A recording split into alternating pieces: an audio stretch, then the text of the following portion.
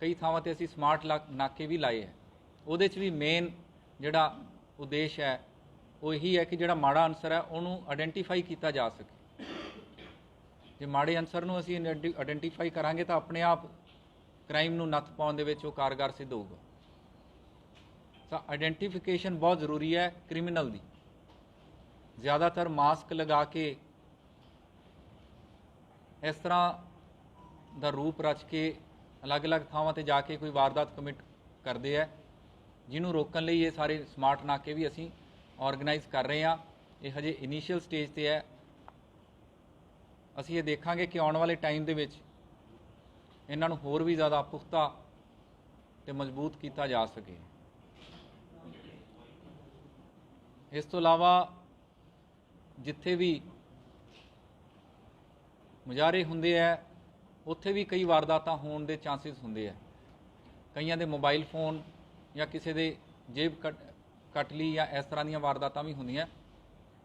ਉਹਦੇ 'ਚ ਅਸੀਂ ਇਹ ਪਲਾਨ ਆਫ ਐਕਸ਼ਨ ਸਾਡਾ ਹੈ ਕਿ ਡਰੋਨਸ ਦੇ ਰਾਹੀਂ ਵੀ ਇਹਨਾਂ ਇਲਾਕਿਆਂ ਨੂੰ ਮੋਨੀਟਰ ਕੀਤਾ ਜਾ ਸਕੇ, ਕਿਉਂਕਿ ਇੰਨੀ ਨਫਰੀ ਕਈ ਵਾਰੀ ਨਹੀਂ ਹੁੰਦੀ ਕਿ ਇੱਕ ਜਗ੍ਹਾ ਨੂੰ ਭੀੜ ਵਾਲੀ ਥਾਂ ਨੂੰ ਮੋਨੀਟਰ ਕਰ ਸਕੀਏ।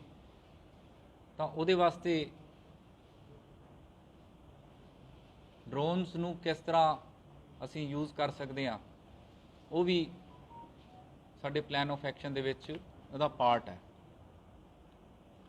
ਉਹਦੇ ਨਾਲ ਵੀ ਮੈਂ ਸਮਝਦਾ ਕਿ ਮਾੜੇ ਅਨਸਰ ਦੇ ਉੱਪਰ ਇੱਕ ਬਾਜ਼ ਦੀ ਨਿਗਾਹ ਅਸੀਂ ਰੱਖ ਸਕਦੇ ਹਾਂ ਤੇ ਉਹਨਾਂ ਨੂੰ ਜਿਹੜਾ ਮਾੜਾ ਅਨਸਰ ਹੈ ਉਹਦੇ ਉੱਪਰ ਸਾਈਕੋਲੋਜੀਕਲ ਦਬਾਅ ਵੀ ਰਹੂਗਾ ਕਿ they are under electronic surveillance. मैं सारिਆਂ ਨੂੰ रिक्वेस्ट करदा, ਤੁਹਾਡੇ ਮਾਧਿਅਮ ਰਾਹੀਂ ਪਬਲਿਕ ਨੂੰ ਵੀ रिक्वेस्ट करदा कि ਜਿਹੜੇ CCTV कैमरे है ਉਹਨਾਂ ਦੀ इंटीग्रेशन बहुत ज़्यादा ਜ਼ਰੂਰੀ है। अलग अलग ਥਾਵਾਂ ਤੇ आइसोलेशन ਦੇ ਵਿੱਚ CCTV कैमरे ਲੱਗੇ ਹੈ ਜਿਨ੍ਹਾਂ ਨੂੰ इंटीग्रेट ਅਸੀਂ नहीं कर पा रहे। ਅਸੀਂ ਇਹ ਚਾਹੁੰਦੇ ਹਾਂ ਕਿ ਸਾਰਿਆਂ ਨੂੰ इंटीग्रेट करके एक कॉमन प्लेटफॉर्म ਦਿੱਤਾ ਜਾਵੇ ਜਿਹਦੇ ਤੋਂ ਅਸੀਂ ਉਹਨਾਂ ਨੂੰ ਮੋਨੀਟਰ ਕਰ ਸਕੀਏ। एक CCTV कैमरे तो दूसरे CCTV कैमरे तक असी पहुँच के उसकी लोकेशन ਨੂੰ ट्रैक कर सकीए। वो उदों ही पॉसीबल है जे असी उन्होंने इंटीग्रेट करके अपने कमांड एंड कंट्रोल सेंटर दे विच लैके आ सकीए। असी ये चाहते हैं कि पूरे शहर दे विच किते कोई वारदात हुंदी है तो जिहड़ा मुजरिम है एक थां तो दूसरी थां ते जांदा है तो अपने जिहड़े हज़ारां CCTV कैमरे लगे है उन्होंने एक प्लेटफॉर्म ते लिया के ते असी उन्होंने ट्रेस आउट कर सकीए, जो कि हुण पॉसीबल नहीं है। फिजिकली ਕੱਲੇ ਕੱਲੇ CCTV ਕੈਮਰਾ ਨੂੰ ਦੇਖਣਾ ਪੈਂਦਾ ਹੈ। ਤਾਂ ਉਹਨਾਂ ਨੂੰ ਅਸੀਂ ਇੱਕ ਥਾਂ ਤੇ ਕਮਾਂਡ ਕੰਟਰੋਲ ਸੈਂਟਰ ਅਸੀਂ ਦਈਏ ਤਾਂ ਕਿ ਇੱਕ ਤੋਂ ਦੂਜੀ ਥਾਂ ਤੇ ਉੱਥੇ ਬੈਠੇ ਹੀ ਅੱਗੇ ਅਸੀਂ ਦੇਖ ਸਕੀਏ। ਉਹ ਬਹੁਤ ਕੁਇਕ ਰਿਐਕਸ਼ਨ ਉਹਦੇ ਨਾਲ ਵੀ ਹੁੰਦਾ। ਹੁਣ ਕਈ ਦਿਨ ਲੱਗ ਜਾਂਦੇ ਹੈਗੇ। ਇਹਦੇ 'ਚ ਮੇਰੀ ਰਿਕੁਐਸਟ ਸਪੈਸੀਫਿਕ ਰਿਕੁਐਸਟ ਇਹ ਹੈ ਕਿ ਆਪਾਂ ਜ਼ਿਆਦਾਤਰ IP ਬੇਸਡ ਕੈਮਰੇ ਤੇ ਲੇਟੈਸਟ ਟੈਕਨੋਲੋਜੀ ਵਾਲੇ ਕੈਮਰੇ ਜਿਹੜੇ ਉਹ ਜ਼ਰੂਰ ਲਵਾਈਏ। ਉਹਦੇ 'ਚ ਅਸੀਂ ਇੱਕ CCTV ਦੇ ਰਿਗਾਰਡਿੰਗ ਮਿਸ਼ਨ CCTV ਵੀ ਲਾਂਚ ਕਰਾਂਗੇ ਜਿਹਦੇ 'ਚ ਕਿ ਸਾਰਿਆਂ ਨੂੰ ਰਿਕੁਐਸਟ ਕਰਾਂਗੇ ਕਿ ਇਸ ਸਪੈਸੀਫਿਕੇਸ਼ਨ ਦੇ ਕੈਮਰੇ ਲਵਾਏ ਜਾਣ ਤਾਂ ਕਿ ਅਸੀਂ ਆਪਣੇ ਕਮਾਂਡ ਕੰਟਰੋਲ ਸੈਂਟਰ ਦੇ ਵਿੱਚ ਉਹਨਾਂ ਨੂੰ ਇੰਟੀਗ੍ਰੇਟ ਜ਼ਰੂਰ ਕਰ ਸਕੀਏ। ਅਲੱਗ-ਅਲੱਗ ਸਾਰੇ ਆਈਸੋਲੇਸ਼ਨ 'ਚ ਕੰਮ ਕਰਨਗੇ ਤਾਂ ਉਹਦਾ ਕਿਸੇ ਨੂੰ ਕੋਈ ਫਾਇਦਾ ਨਹੀਂ ਹੈ। ਤਾਂ ਅੱਜ ਕੱਲ੍ਹ ਦਾ ਜਿਹੜਾ ਪੂਰਾ ਕ੍ਰਾਈਮ ਹੈ ਉਹ ਆਰਗੇਨਾਈਜ਼ਡ ਕ੍ਰਾਈਮ ਦੀ ਤਰਫ ਵੱਧਦਾ ਹੈ ਤਾਂ ਉਹ ਕੋਆਰਡੀਨੇਸ਼ਨ ਦੇ ਨਾਲ ਹੁੰਦਾ ਹੈ। ਇਸ ਕਰਕੇ ਆਪਾਂ ਨੂੰ ਲਾਅ ਇਨਫੋਰਸਮੈਂਟ ਏਜੰਸੀ ਨੂੰ ਇਹਨਾਂ ਸਾਰਿਆਂ ਹੌਟਸਪੌਟਸ ਦੀ ਮੈਪਿੰਗ ਕਰਕੇ ਕਿਸ ਤਰ੍ਹਾਂ ਉੱਥੇ ਬੀਟ ਪੈਟਰੋਲਿੰਗ ਰੀਆਰਗੇਨਾਈਜ਼ ਕਰਨੀ ਹੈ ਜਾਂ CCTV ਕੈਮਰੇ ਲਾਉਣੇ ਹੈ ਜਾਂ ਉਹਨਾਂ ਥਾਵਾਂ ਦੇ ਆਸ-ਪਾਸ ਨਾਕੇ ਤੇ ਉੱਥੇ ਨਫਰੀ ਵਧਾਉਣੀ ਹੈ, ਆਪਣੀ ਵਿਜ਼ਿਬਿਲਿਟੀ ਵਧਾਉਣੀ ਹੈ। ਖਾਸ ਤੌਰ ਤੇ ਸ਼ਾਮ ਦੇ ਟਾਈਮ ਤੇ ਜਦੋਂ कि पीक आर हुंदा है, जदों इस तरह की वारदात होने का चांस हुंदा है। इन्हां चीज़ों को मद्देनज़र रखते हुए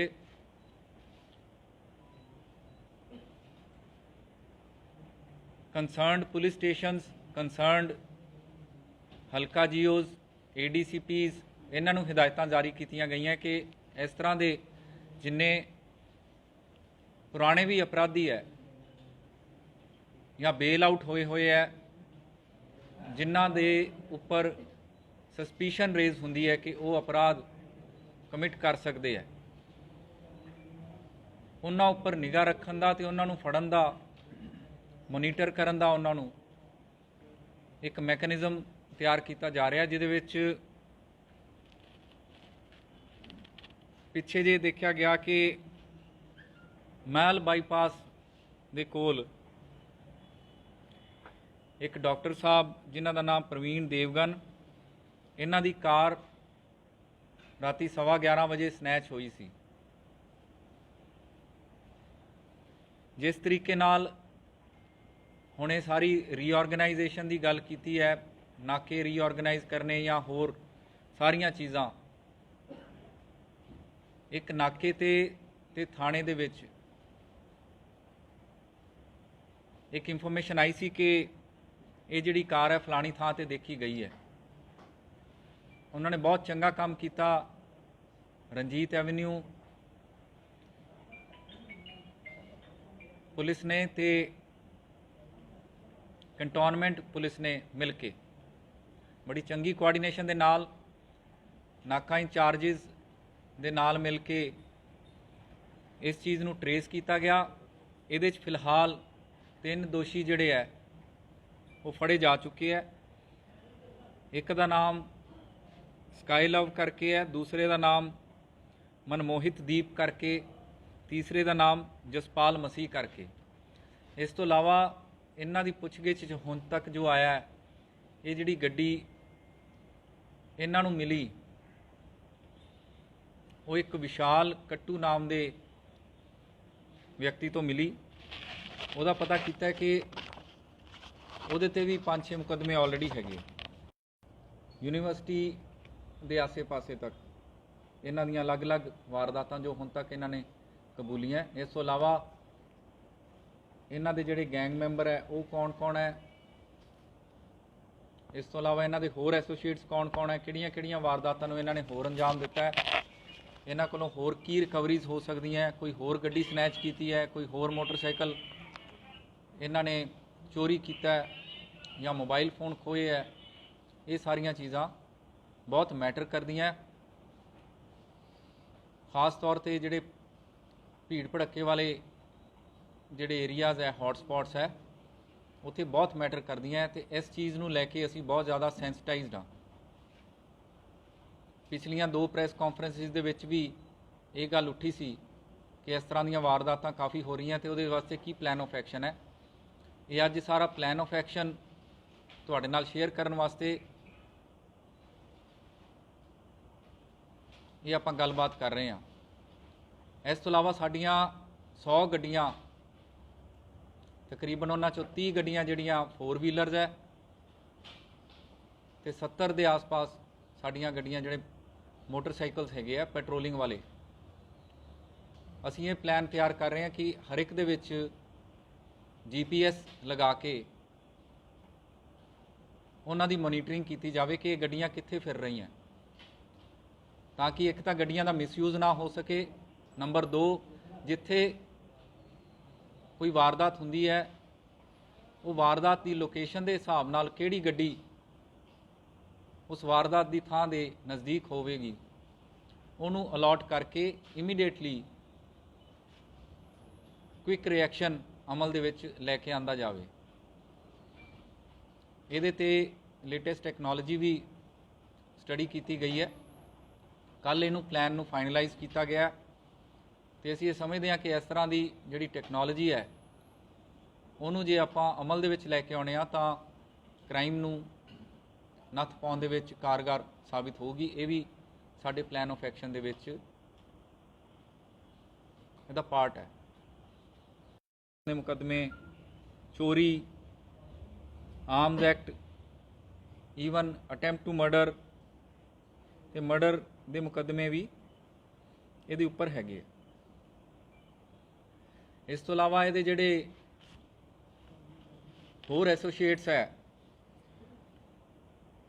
ਕੋਈ ਅਰਜੁਨ, ਕਰਨ, ਅੰਕੁਰ, ਇਹ ਵੀ ਇਹਦੇ ਐਸੋਸੀਏਟਸ ਹੈਗੇ ਆ।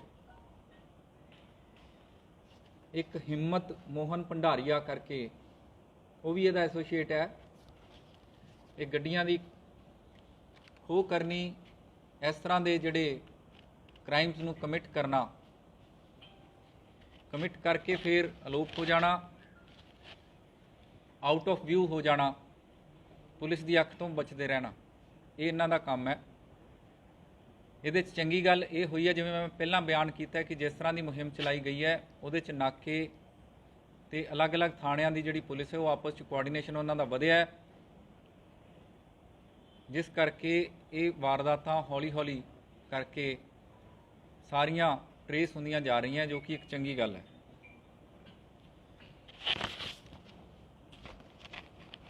ਇਹਦੇ 'ਚ 3 ਦੋਸ਼ੀ ਗ੍ਰਿਫਤਾਰ ਕੀਤੇ ਗਏ ਤੇ ਗੱਡੀ ਵੀ ਬਰਾਮਦ ਕੀਤੀ ਗਈ ਹੈ। ਇਸ ਤੋਂ ਇਲਾਵਾ